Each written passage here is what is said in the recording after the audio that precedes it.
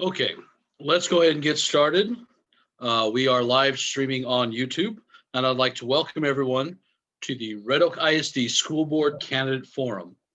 This year is hosted in part with the Red Oak Area Chamber of Commerce and the Red Oak ISD PTA Council. Okay, let's go ahead and get started.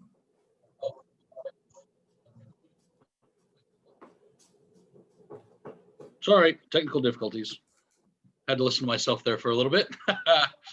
We got to each have one of them. So, as I was saying, this is hosted by the Red Oak ISD PTA Council and the Red Oak Area Chamber of Commerce. My name is Clint Woodward, and I'm the president and CEO of the Red Oak Area Chamber of Commerce. Hello, my name is Melanie McGinley, and I am the president of the Red Oak ISD PTAs. We want to thank everyone for joining us tonight. We are live on YouTube so that our community can participate in this event with us. Not just today, but that way they can also listen at a later date and hear what the candidates have to say. We're going to start this evening by introducing our candidates and letting them have the limelight to start. So I'd like to start by introducing place 3 candidates.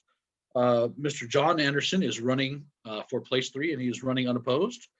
So at this time, Mr. Anderson, you have 1 minute. Thank you. Hi, Clint.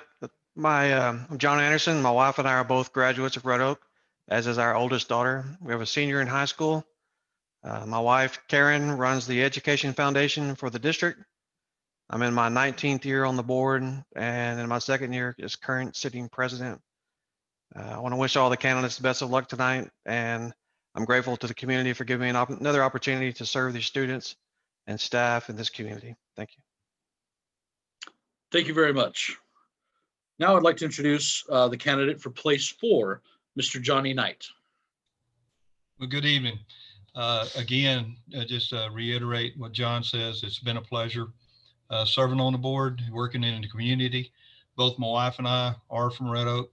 We've been here forever, and we enjoy being part of the community, be part of the school. And like I said, it's an honor to be able to serve. Thank you. I appreciate that. Now we're going to move into place 5. This is a regular election for a 3-year term, and I'm going to start with Mr. Clifford Worley. Thank you. First, thanks to the Chamber of Commerce and the ISD PTA for hosting this. My name is Clifford Worley, and I am running for the Red Oak ISD School Board Place 5 seat, as you said. I have been married to my wonderful wife, Mandy, for 18 years, and we have 3 sons, Clayton, Harrison, and Jacob. Jacob's actually a 7th grader at the middle school. My family and I have lived in Red Oak now for the last 15 years, and we love this school district and community. It's embraced us quite with open arms. It's been great. I am a graduate of Cedar Valley Community College with my associates back in 2013, and I got my bachelor's at Tarleton State in 2015. And I am currently working on my master's in criminal justice from Tarleton, and thank goodness in December it'll all be over with finally. I'm employed currently as the chief of police for Lancaster ISD Police Department. I have been since May of 2018. I'm coming up on my 18th year in law enforcement. And I'm just hoping to be able to serve and help the community in any way that I possibly can. Thank you. Wonderful. Thank you so much. Also running in place 5, we have Mrs. Penelope Story.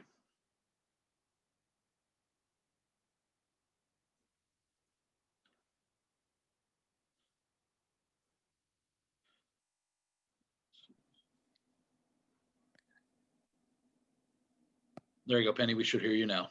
Oh, good. Okay. Well, I've been on the board for 1 year. I am excited about what happened this year with the board.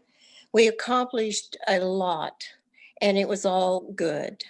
So I look forward to continuing that good movement, good progress through this board.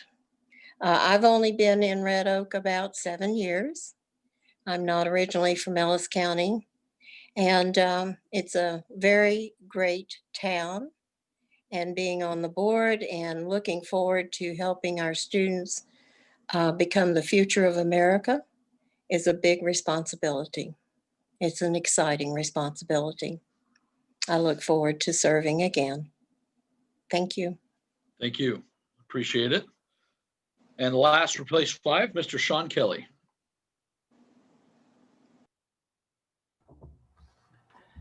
Good evening.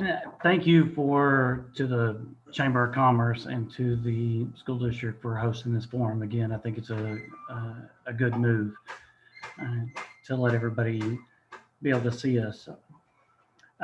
So for me, I am a longtime resident, 35 years here at Red Oak.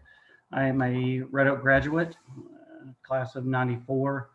I've been married to my wife for 22 years, and she's also a Red Oak graduate, class of 93.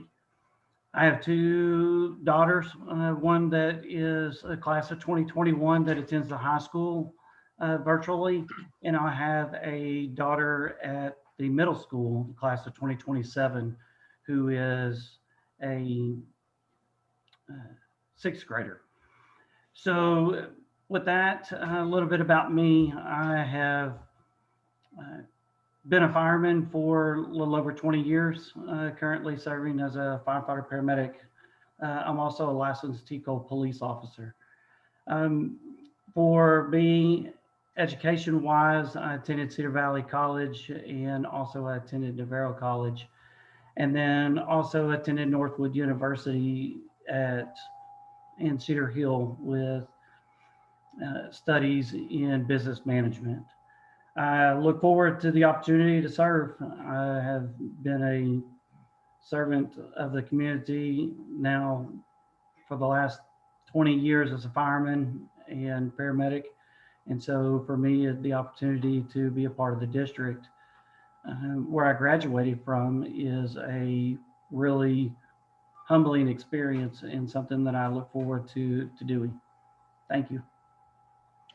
Thank you so much. Moving on, the last place will be for place 6. This is a special election to fill the one-year unexpired term from Eric Thompson moving out of the area. So first we have Miss Michelle Porter. Yeah, thank you. My name is Michelle Porter, and I have lived in Red Oak about 8 years now. And by profession, I'm a certified occupational therapy assistant. I love my job.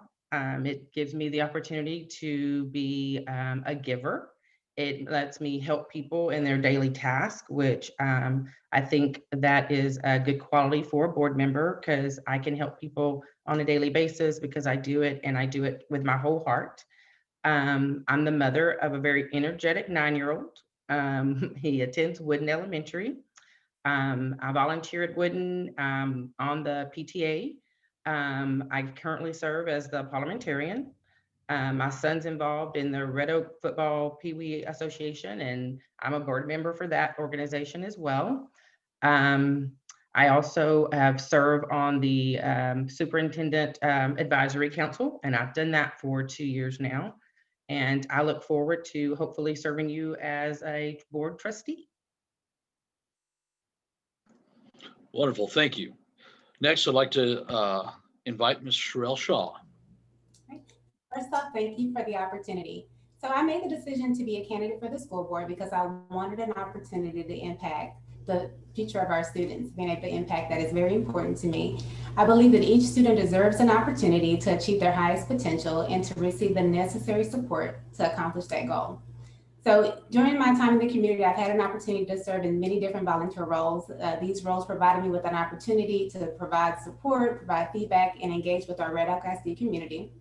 I'm the proud parent of 2 Red Oak ISD students, one that's in middle school and then one that's in the 2nd grade, and the wife of a Red Oak ISD educator. So as I mentioned, I've had a chance to serve in many different capacities, and I demonstrated my ability to be a servant leader by rolling up my sleeves and assisting where needed. So I think that's very important for us to be able to do that as a board member as well. Professionally, my experience includes working in human resources as well as higher education. I also have the privilege of serving as an adjunct instructor and a mentor for first-year college students.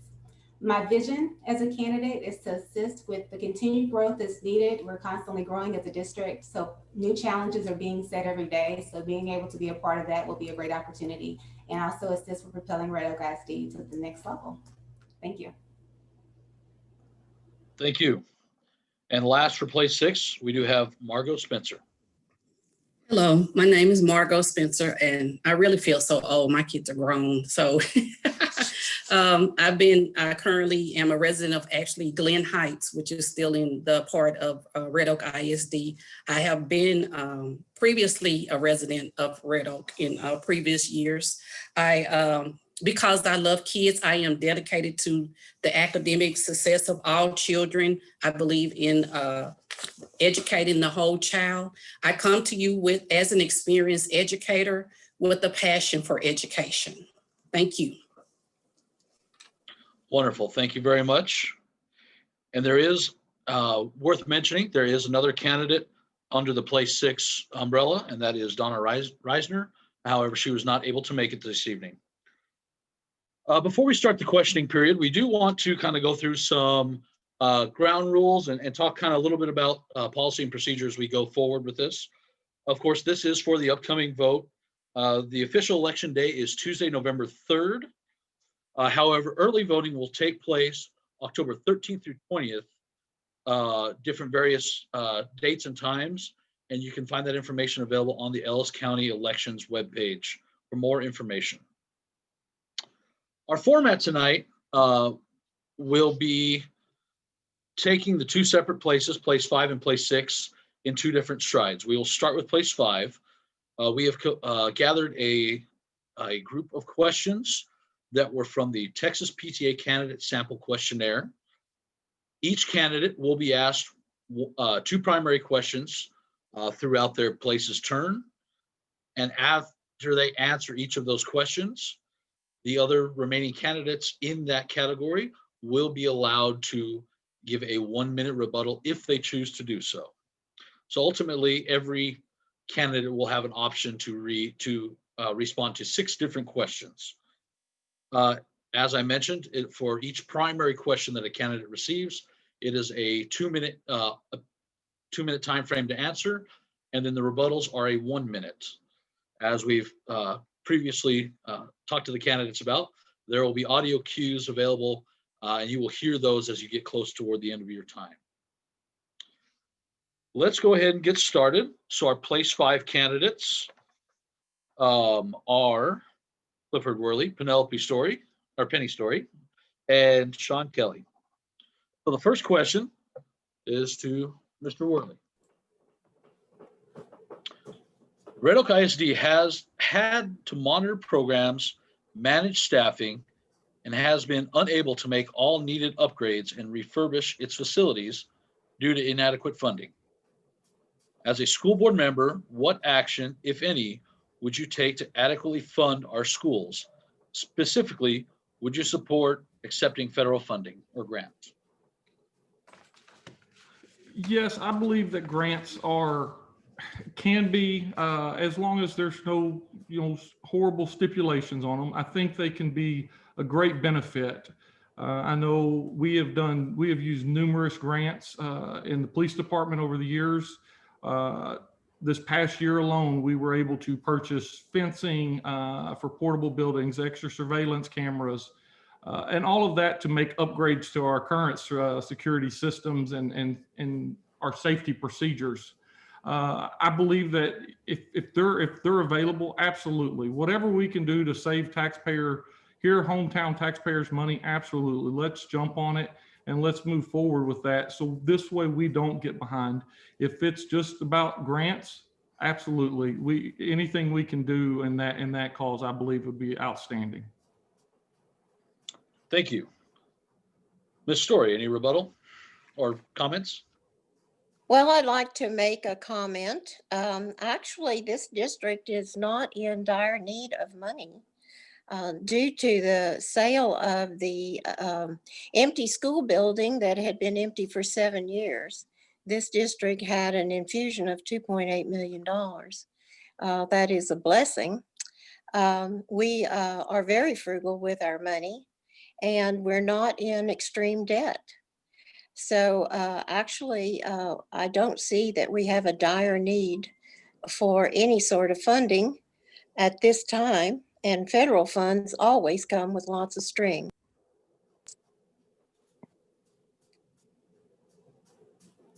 Okay, thank you.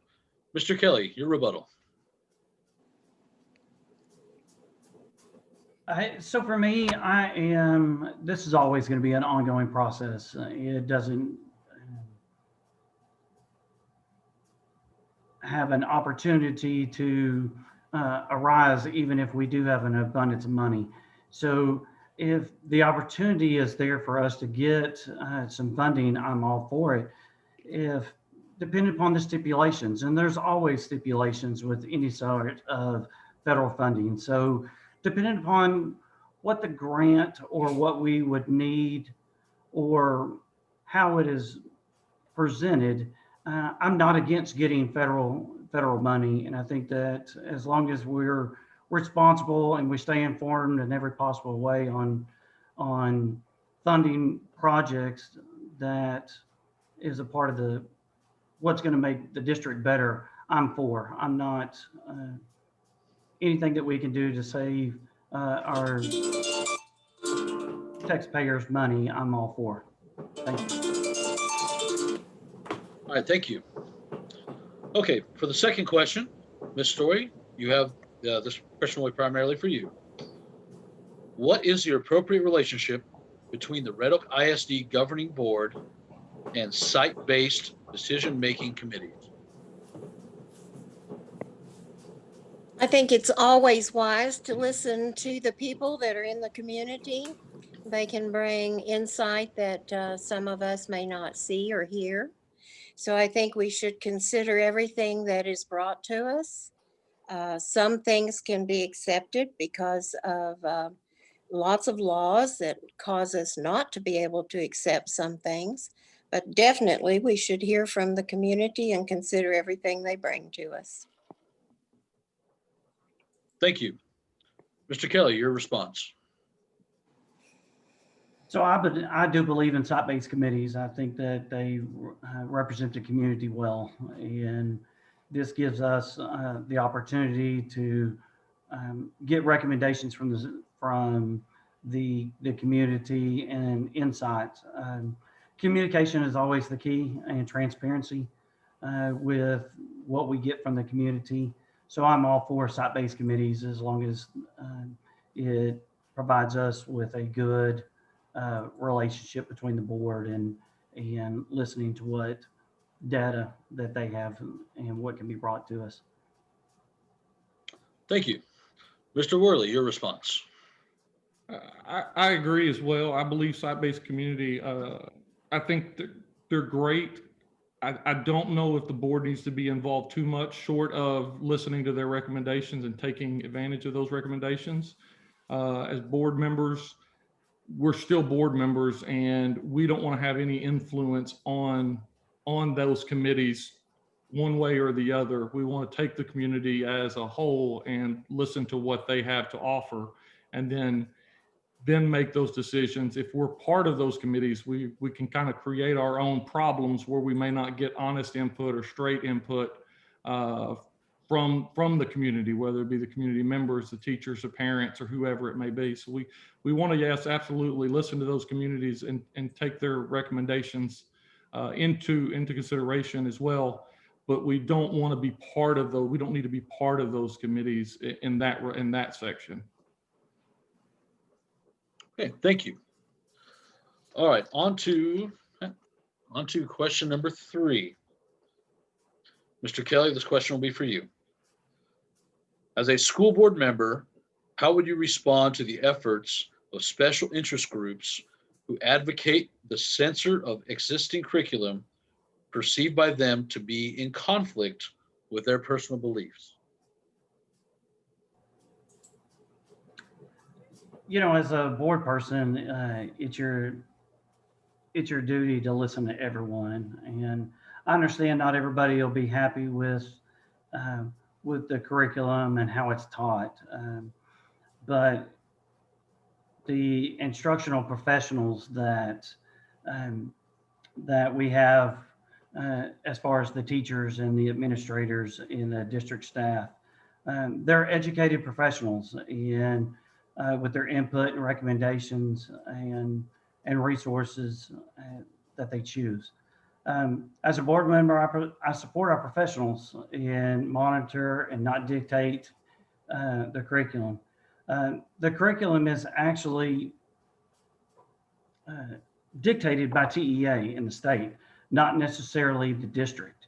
I understand passion but it's my duty as a board person to stay informed and to listen and to stay within state guidelines, not solely based on special interest groups or individual personal beliefs. The board helps do what's needed to provide the right tools and the right resources that are unbiased and follow the state and local policy. Thanks. Thank you. Mr. Worley, your response. My recommendation would be exactly get with TEA. That's where curriculum is created, and that's who dictates what the curriculum for every district in the state is. So my recommendation would be to let's get a hold of a state representative. That's where you need to start. That way we can get lawmakers down in Austin. If it's something that needs to be changed, then that's where it gets that's where it starts, and that's where the curriculum would change if that's what they're looking for. Obviously, 100% our job is to listen to everyone in the community and to listen to their opinions, whether or not they're the same as our own or anybody's at that manner. That's what we're elected for, through everybody for the community. And so to make sure they get to the right place to get their voices heard is to make sure they get to those right people. So we get them to the representative as well as getting them into the TEAs so that they can handle that problem. Thank you. Ms. Story, your response. Because our curriculum is dictated by TEA and some from the federal government, that is correct. The people who would like to see a change need to contact TEA, but most importantly, they need to become involved in the political process in Austin, Texas with our representatives. Many of our bills and things that affect us in our school originate in Austin. So I am a political activist. I do encourage everyone to be involved in our state political process and have the bills that are written reflect what they are looking for. Thank you. On to the next question. Mr. Worley, this question will be yours. What guidelines do you think should be adopted by Red Oak ISD with regards to bullying? I think number one, first and foremost, bullying should be zero tolerance. It should not be allowed. It should not be anything and everything with bullying needs to be 100% zero tolerance. To take a stand, to make that intent known and very clear. I believe there are different things that can be done, whether that be through educational programs, through the school, through the ISD police department, and how we as a board set those policies in place are key to make sure that reporting bullying is at the forefront and easy to do. Though, as we've seen over the last few years, statistically, the number of bullying incidents have gone down now that laws have kind of been in place or been put into place to make it easier to report. And that require that the districts put policies in place and make sure that things are being done through that. The Texas School Safety Center has numerous educational programs in reference to bullying, as well as numerous other adventures that can help in that and make those educational items a whole lot easier to kind of implement throughout the district.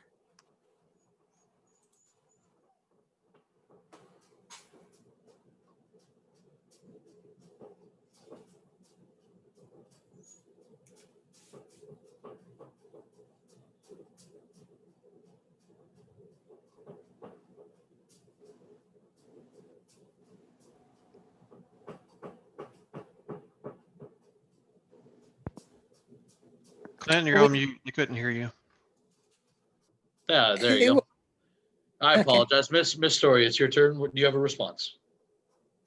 As far as bullying, Red Oak ISD is really not experiencing a major problem with bullying.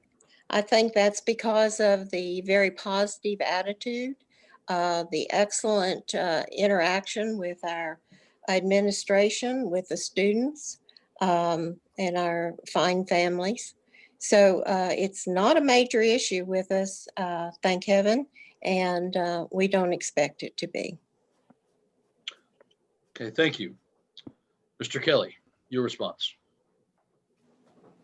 You know, the district already has a policy that we have that I agree with.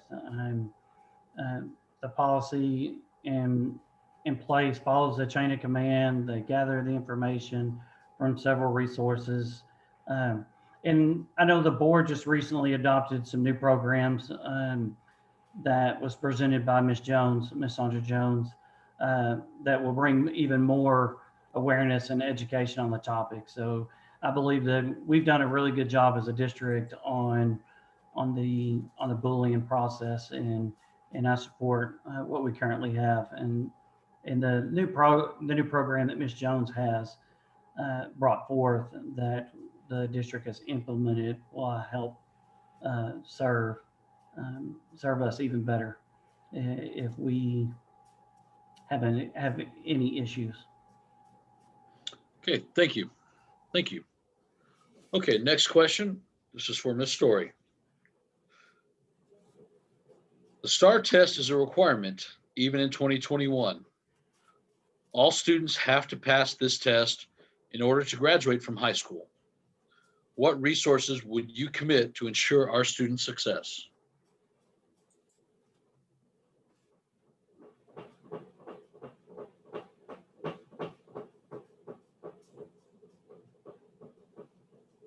It said unmute. Am I unmuted now?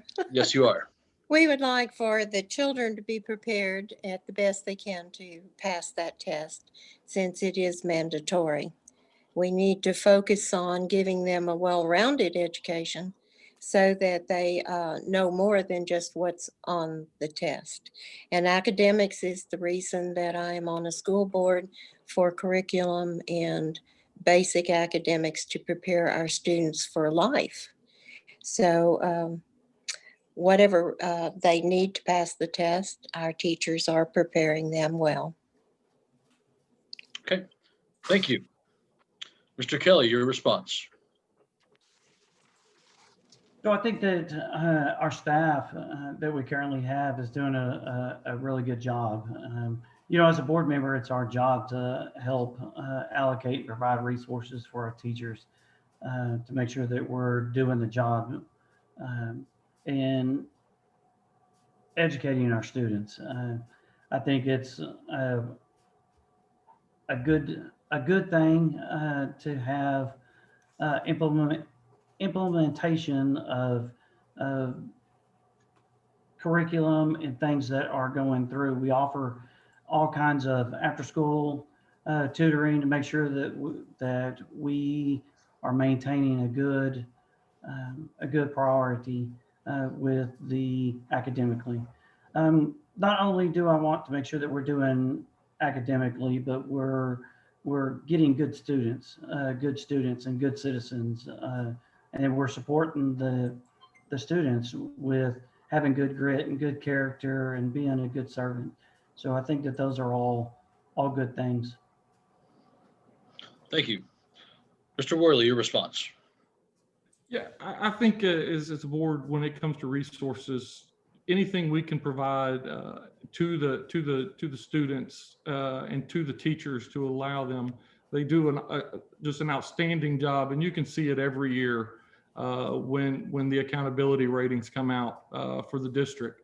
So anything we can do as a board would be, you know, whether it be resources financially or whether it be to assist in getting them whatever materials they need. That's what I think we would need to do, for absolutely, without a doubt. is to provide them those resources and as quickly as possible. So that way they can use them all the way up through and through that the exam. Thank you. All right, this is the last question for those in place 5. And Mr. Kelly, it is your question. How important are fine arts and extracurricular activities such as athletics to a total overall education? How should they be funded? Well, I am a big proponent of extracurricular activities. I think each student needs to be supported no matter their interest in extracurricular activities. I believe that many life lessons are taught, on the basketball court or on the field or on the stage or in the hallway. Extracurricular activities help build confidence. It helps grow social skills. It helps motivate kids to attend school and perform well in the classroom. It teaches us how to win and both to win and to lose. It's a goal to build a well-balanced kid, a well-balanced person. Learning how to win and lose and how to be gracious in defeat are even life lessons that we learn as adults and how we do. And it shows in our careers on how we overcome things. I think that these activities are important and give our students the opportunity to grow and be involved as they choose. I think our district's provided opportunities to all students inside the classroom and out, which will help them grow. I believe the district does well in supporting all students and extracurricular activities. And I think that will make our students even better adults. And I think that's why I think that extracurricular activities are important. Thank you. Mr. Worley, your response. I believe extracurricular activities, fine arts are vitally important. How much they teach our students, whether that be teamwork or, again, how to win, how to lose, how to work together. As I know, as Coach Shaw has said, I've heard him on the field the last couple of games talking to the 7th grade boys, that their first job is to make students and to make good students first and foremost, and to teach them those types of things on how to win gracefully, how to get along, how life is in general, and teamwork. And so they're vitally important, and not just athletics, but all extracurriculars, the band, the choir, all of those groups are vitally important. Again, they teach that camaraderie, that social emotional needs that kids need to fit in and to be together.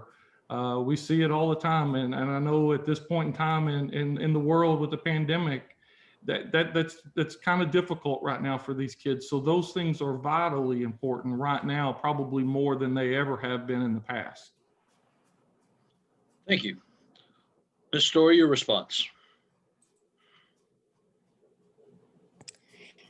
Extracurricular activities are very individual, and each of our students is an individual.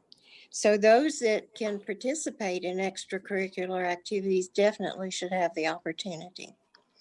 We do want to focus on education because not every child does choose an extracurricular activity. So we do want to give an educational base to all and let the ones who can excel in extracurricular activities, they should have that opportunity. It does encourage children, create some fun. And as far as funding it, academics should be funded first. Extracurricular activities should be funded second. We don't want to take away from our basic education, but we do want to provide extracurricular for those individuals who can shine in extracurricular activities. Thank you. And that is the ending of the questions for the place 5 candidates. Thank you for your answers. We are now going to be shifting over to the place 6 candidates. I do want to thank them for their patience going through this. And let's go ahead and get started. First question is for Ms. Michelle Porter. How do you feel about Head Start or pre-K, and how should it be funded? Thank you. My feeling on Head Start and pre-K is pretty basic. I find that it's necessary. I think that the earlier you can start with a child's learning is vital to their success. And I know that as a district, we do offer pre-K, and how it's funded should be the way we fund other things. Academics needs to be first, and pre-K is a part of the academics, even though they're our younger 4-year-olds. They need to start early so that they can thrive and be successful.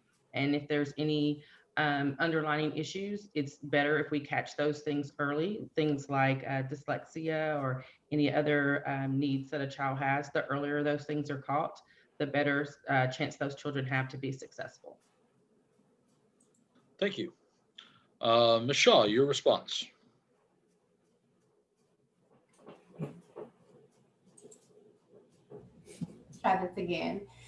Early childhood programs are important. Research does support that early childhood programs do help to build those important skills like the social emotional skills, the early language and literacy, also increasing their independence as well as the developmental skills. As far as funding, in a recent 86 legislation, the House Bill 3 was passed to provide full funding for pre-K. So I think that was a great effort with the legislation.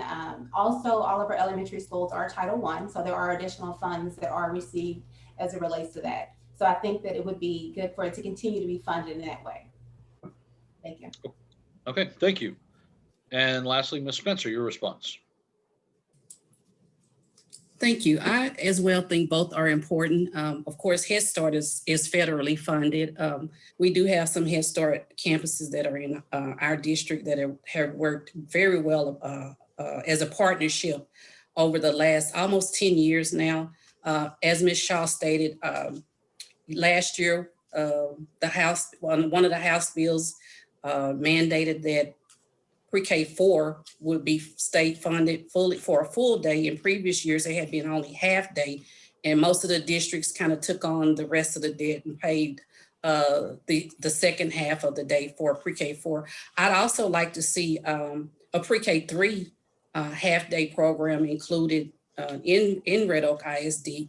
I do think that it's very important that we start with them early. I think if when we implement systems early in a child's life, the greater success that they have later on.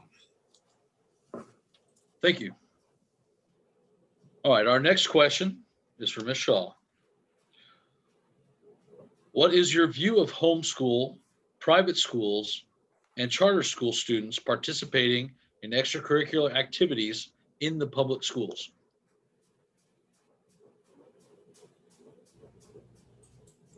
Well, I think as far as it relates to extracurricular activities with homeschool, public school, and private school, as it relates to that, I think it would be one of those things that's kind of hard to mandate, and because they would have to follow the same guidelines as our district. So there would be some challenges associated with that. I think what our community does really well is that we do have some opportunities available for our students. We do have the Red Oak Soccer Association, the Pee Wee Football League, football, softball. We have plenty dance studios within Red Oak as well. So I think we have a lot of opportunities that are available for those students that don't attend our district. So I think that's important for us to be able to have those options. And so that does provide some options for those individuals. Thank you. Ms. Spencer, your response. I think that we also have to consider that if they are Red Oak residents or live in the Red Oak ISD school zone, that those parents are also paying taxes to our public school systems. And so they, in a sense, have the right to use that funding also. It's almost like, catch-22, So I think that is something that, like Ms. Shaw said, it's an optional type situation where I think it should be looked at as a case by case situation. Thank you. Ms. Porter, your response. I can agree with the other ladies in what they're saying. I can see the side of it, as Ms. Shaw said, that it's hard to regulate just because we're a public school and TEA dictates our curriculum, and extracurricular is just that, it's extra. And it's one of the advantages of going to a public school. So, but you know, to what Ms. Spencer said about being a taxpayer, if you're paying, you would want those things for your kids too. So it's just something that would be an ongoing conversation. It bears a lot of review. It's a good discussion starter for sure. And there's lots of different angles to look at. So it's something that I would be open to hearing a lot of sides on before I would make a final decision on it. Thank you. Our third question is for Ms. Spencer. Statistics show child abuse is an increasing problem both nationally and locally. Do you believe that it is a legitimate function of public schools to inform students about their rights regarding physical and sexual abuse and the agencies to which they may turn to for help? Yes, I do. I really do believe that child abuse laws have become even more strenuous. I believe that students should have the opportunity, especially at a certain age, to make their own decision as far as how they would like to proceed with it, especially with the reporting part of it, as well as also getting help, the help that they need. So yes, I do feel like that. Thank you. Ms. Porter, your response.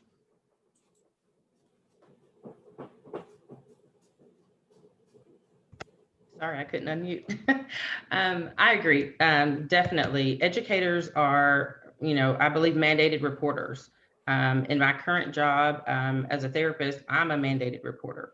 I believe that the largest profession for, you know, spotting those at-risk kids would be educators, because they're spend so much time with our students, and we just need to ensure that they have proper training so that they can identify those risk factors and know what to do when a child comes to them, or when they can clearly see that something is amiss. Thank you. Ms. Shaw, your response. I definitely agree with what both of Ms. Spencer and Ms. Pointer have stated. So children spend a large portion of their time in the school building, so it's important for this to be a shared responsibility, and that they're supported in this area. I think the first area of defense against a problem like this is awareness. It's making sure that the students are aware of what child abuse is, who to report it to. So it's important that we are providing that as a resource, because at the end of the day, this is a community concern. It's not just an individual concern or a family concern. It's something that impacts our community. So it's important that we look at it that way. And so I do believe that schools have a legitimate function as it relates to this. Thank you so much. Moving on to our fourth question. Ms. Porter, this question is for you.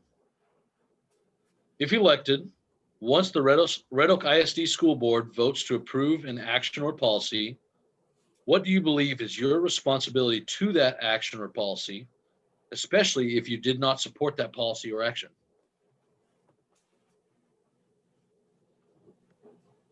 Okay, so the board is made up of 7 individuals.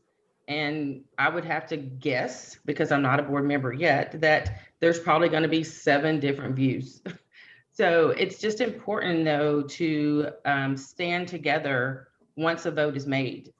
We need to be a united board. It needs to be cohesive, and we all need to show respect and get along with one another so that the community knows that the district is in good hands. We can't have the appearance of strife and discord, because that's very poor leadership, and it does not bode well for the district if the board cannot show that they have unity and can get along. But we want the students and the staff and the teachers to show that.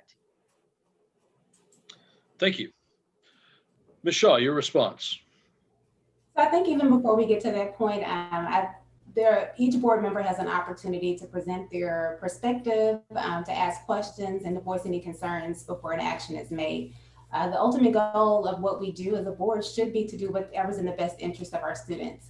And so at the end of the day, as Ms. Porter mentioned, each board member has one vote. And so part of the value that comes in having a diverse board is that you do have that. You do have different opinions and thoughts as it relates to things of that nature. So that is the value of that.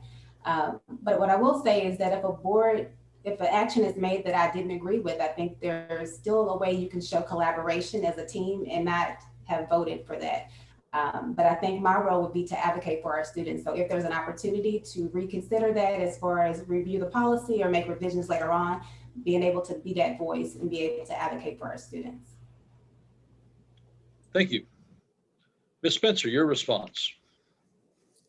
I also feel that it's important that each voice on the board be heard. I think that that's a part of what's hashed out in executive session. That's the part that the public doesn't see, but I'm sure that's where most of it is hashed out at. And then when they come back into general session, we see the voting part of it. And so I think, whatever my vote is or the other 6 board members vote, the winning vote, we still should support that action as a board, as a whole. We work together as a whole. We do have an individual vote, but we do work together as a whole to meet the needs of our children. Thank you. Okay, our next question is from Ms. Shaw. How do you see Red Oak ISD responding to the competition of charter schools and private schools? Well, this is a great question. I think we continue to do what we do best. I think that we are engaging and recruiting and retaining quality teachers.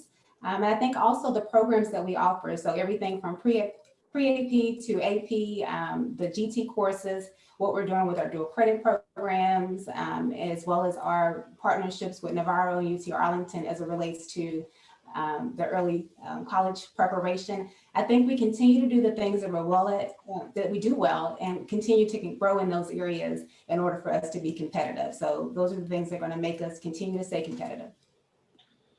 Thank you. Ms. Spencer, your response. I agree with Ms. Shaw that we have an obligation to continue to offer high quality education to our students, to make the students or their parents want to be a part of our public school systems and offer the extracurricular choices that we have to offer. I also think it's important to look at teacher retention, retaining our teachers from year to year to build up that experience so that they can build up the experience and continue to offer and implement systems and quality educational programs. Thank you. Ms. Porter, your response. I can just add just a little bit to that.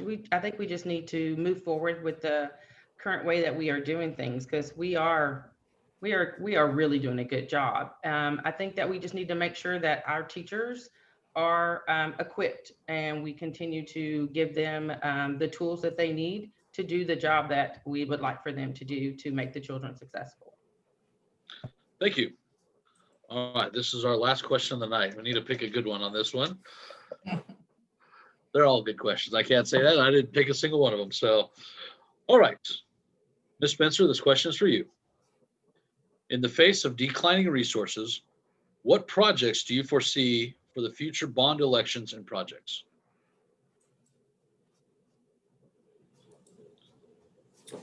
I think we should look at refurbishing, updating current schools that we have in place that are able to be updated. I know that you can use bond money to just basically rehaul campuses. That's been done a lot in the district that I'm in with bond money. So that's where I would like to start with doing a needs assessment with each campus, and not just the campuses, but even like administration buildings and places like that. They can also be updated. I think we need to make sure that we look at our current infrastructure to make sure that we're keeping up with the moving virtual world that, you know, we've been thrusted into here lately. So yes, that's what I would like to see done with bond money. Thank you. Ms. Porter, your response. I'll piggyback on Ms. Spencer with the portion of, because we're in this pandemic, we have to make sure that we are planning with that technology.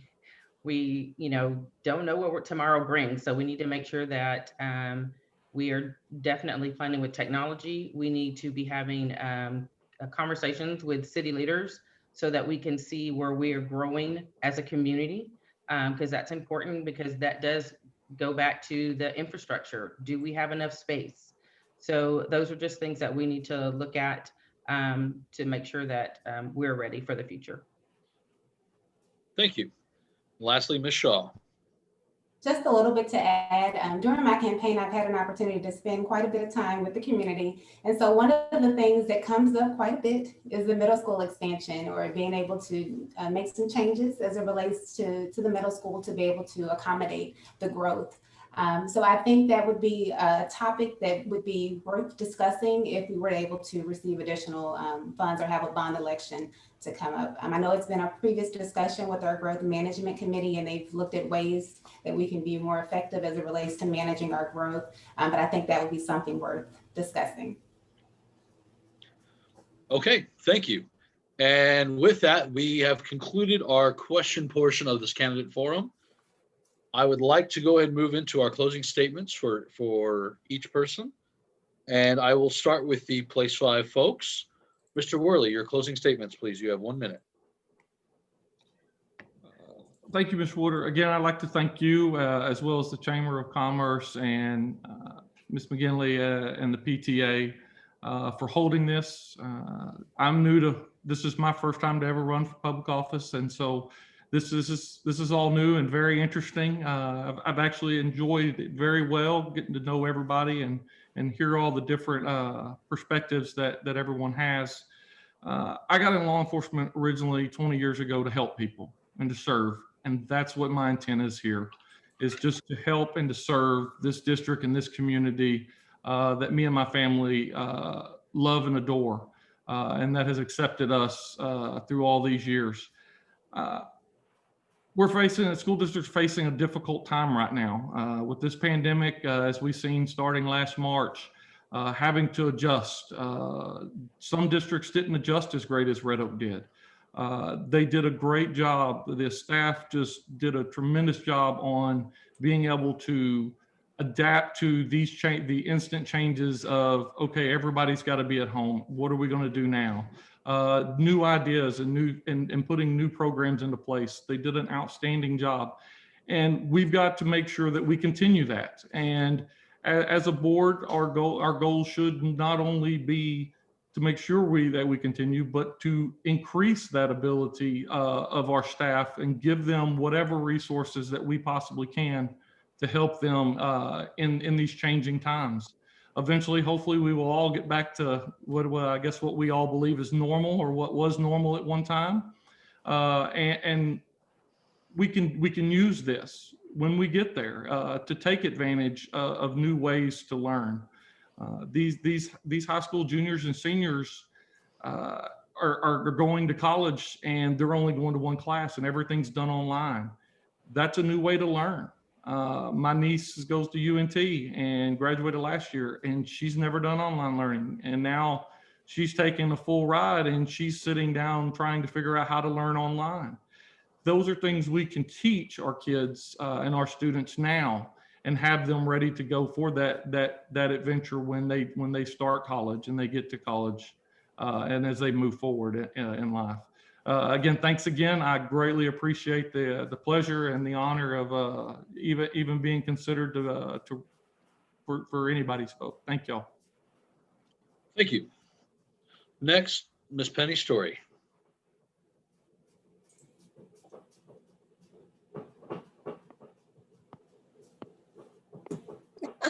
We're just moving all over the place here. There you go. There we go. I would like to tell you the success story of the current board of which I'm part. And as you know, as last year we were able to hire a new superintendent. We need to give a lot of kudos to our superintendent because, as has been mentioned, there has been a tremendous change in how we educate, having to set up all of the at-home learning, and that they've done an excellent job under her leadership. I'd like to give you some financial information.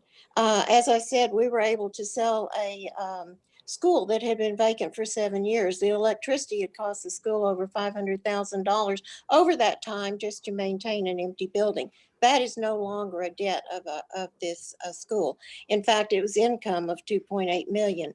We've also done some restructuring of our non-classroom staff. That also impacted whether we got A rating or a B rating. And through that working of money, we were able to save $1.8 million in administrative cost. That was put right back in our classrooms by giving our teachers a $3,000 raise. So our teachers received a $3,000 raise in 2019, 2020, and this year in 2020 to 2021. So they have received $6,000 in the last 2 years. We've also restructured one of our programs that was working at a loss, and we were able to generate $190,000 additional income of that to offset the loss. There still is a loss in that program, but they restructured and reclaimed $190,000. We also restructured the cost of our superintendent. And so we've also lowered our tax rate. The tax rate was lowered in 2020 and again this year. So the school district has been very frugal. Our work is very frugal. That is one of my reasons for being on school board. I am not from the education world. I'm a grandmother, I'm a mother, and I see the future of our children, and our schools are the future of our country. For the future, we have purchased an elementary site on the west side of I-35. There's been great concern about the growth there and the lack of schools. We have purchased and paid cash for a site for an elementary school. And we've also optioned a 3-year option on land where a development should be coming in, so we will not have to pay for all of the major utilities. To put in water and sewer in undeveloped land is extremely expensive. So we have an option on land that is currently being considered and platted as a development, and all the school district will need to do will be to tie on to those utilities which the developer will put in. It's a very smart move, and our staff working on that are brilliant, really. And so we've also purchased 10 state-of-the-art buses. We put in 2 AstroTurf practice fields. We've built a state-of-the-art ag science facility. We've used some of our own students who do construction and welding and so forth to do things around that, such as fencing and so forth. So they've gotten on-site training and using some of their skills. We've repurposed our old ag building for storage, so we're not having to go out and spend extra money. This board is extremely frugal. As far as what I look forward to, my platform's always been academic, back to the basics, focusing on the basics, reading, writing, arithmetic. I'd like to focus on the Constitution as originally intended. Citizenship. The citizenship of the United States is extremely valuable and to be honored. The United States has been a leader of the world for years, and we want to keep that up and understand it. Also, civics. Our children, I was very active, and the school was in agreement to help every student register who was going to be 18 years old, register to vote, who was going to be 18 years old by October the 5th, so that these students could participate this year in a large presidential election. And also all of the other municipal and school elections have been moved into that ballot as well. It'll be a very big ballot.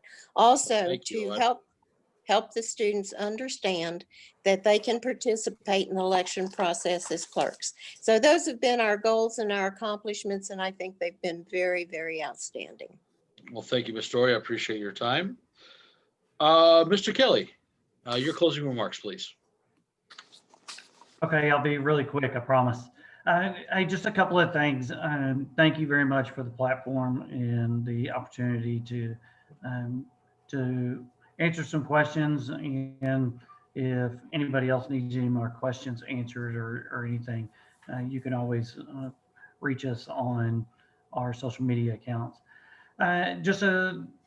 Something else, my wife and my kids and I, we've had a great experience with Red Oak ISD. And for somebody who's been an alumnus, I am excited for the opportunity to give back. And I've done that since I've been able to, from being a volunteer fireman here in the early 90s to being a fireman and police officer and paramedic that I am today. So for me, the opportunity to serve the community once more, not just as what I've done through the Baseball and Softball Association as the vice president for the last 7 years, but this also gives me the opportunity to give back to the students and give back to the school district where I'm proud to call home. So thank you. Remember everybody to vote. It's very important that everybody gets out and vote. Thank you. Thank you. Next, Ms. Porter, your closing remarks. Thank you. I would like to just go ahead and say thank you to Mr. Woodard and Ms. McGinley and the PTA and the Chamber for hosting the forum.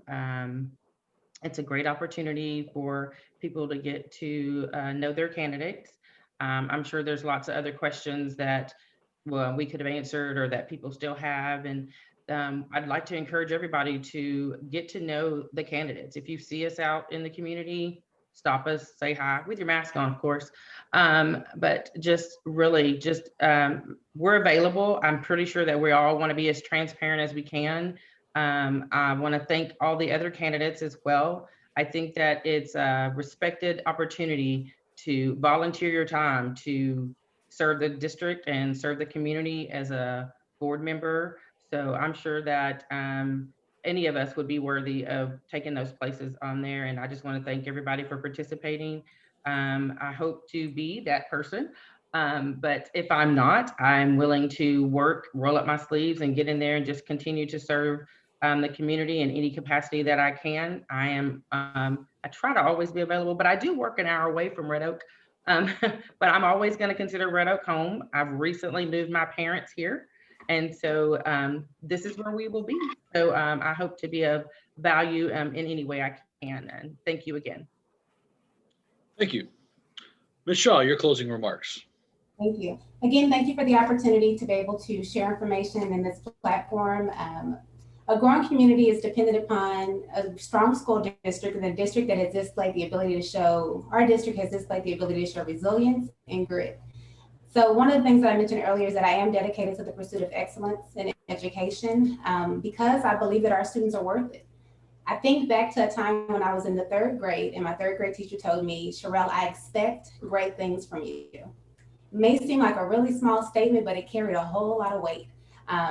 There are a lot of times where students need that support system because they need that support for them to be able to continue forward, to know that they're not in it alone. And I think that's a really good example of what our community provides to our students through a district. We provide partnerships with our parents and our guardians. Our goal is to empower and equip our teachers and our leaders, and to encourage our community leaders and our businesses to partner with our district to enhance those student learning opportunities. There's a really great quote by Ken Blanchard. The quote is that none of us are as smart as all of us. So I really love that statement because it means that it does take a whole village. It takes the community, everyone putting in their hands, putting in their work in order for our district to be strong. So again, my name is Sherelle Shaw, and I look forward to being your Red Oak ISD School Board for Place 6. Thank you. And lastly, Ms. Margot Spencer. your closing remarks. Yes, thank you. I also, again, would like to say thank you to the Red Oak Chamber as well as the Council of PTAs for this opportunity to share this platform with these great people. I come away with a value statement from each one of you. And so I did learn a lot tonight because I do believe that I myself am a lifelong learner. I am dedicated, as I stated, I am dedicated to the education of all children. I believe all children can learn given the opportunity to do so. I would love to be a part of, several of you stated that Red Oak ISD is a great district. The district is doing well. I do agree wholeheartedly that they are doing well. I would love to be a part of taking Red Oak ISD to the next level though. We still have some growing that we need that can be done in the district. And taking it to the next level is where we need to start. And I would love to, please follow me on Facebook and Instagram if you have any questions for me, or if I can clarify anything. My email address is on both of those platforms. Again, thank you, thank you, thank you. Well, thank you so much. Mr. Johnny Knight, I'd like to allow you a minute for your closing statement. I know we didn't ask a whole lot of questions of you this evening, but I still want to give you an opportunity to speak.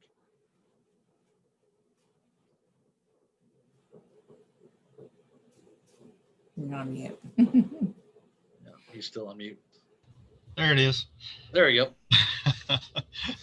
The one thing I hear resonate amongst everyone that I've heard tonight is it's about our children.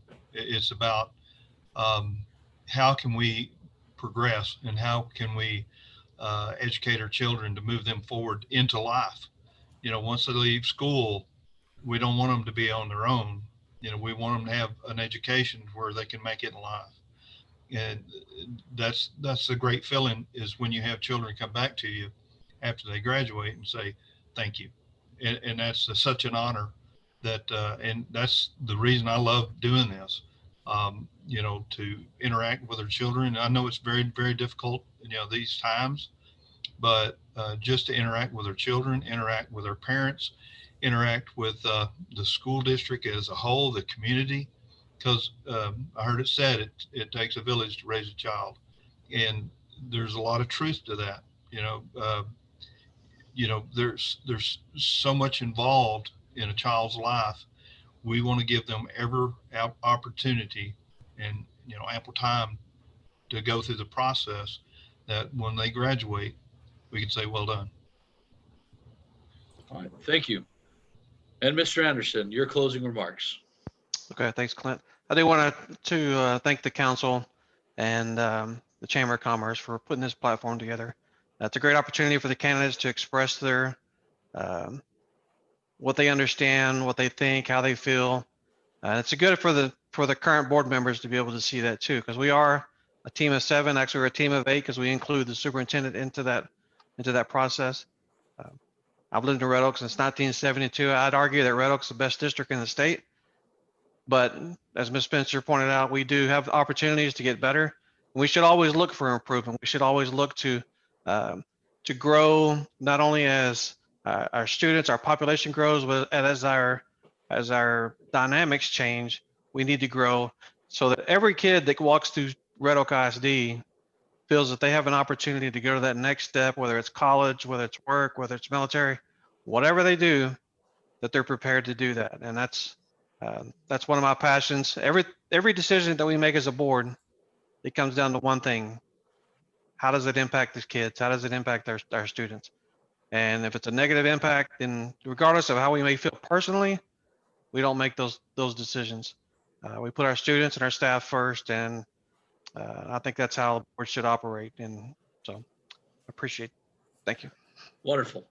Well, thank you so much. On behalf of the Red Oak ISD Council of PTAs and the Red Oak Area Chamber of Commerce, we want to thank you so much for attending tonight. You know, this was the first part of the election cycle. The next part is voting. Obviously, voting starts here on the 13th. The official election day is November 3rd. And that is the biggest part. That is the biggest challenge we have coming up, is making your voice heard. You've heard from all the candidates tonight.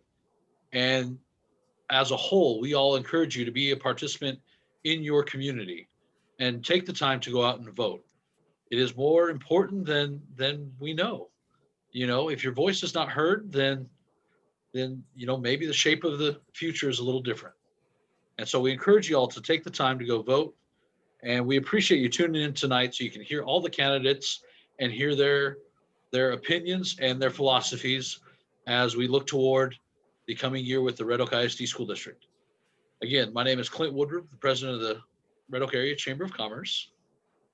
And I'm Melanie McGinley with the Council of PTAs, and we thank you so much for joining us tonight. Thank you. Have a wonderful evening.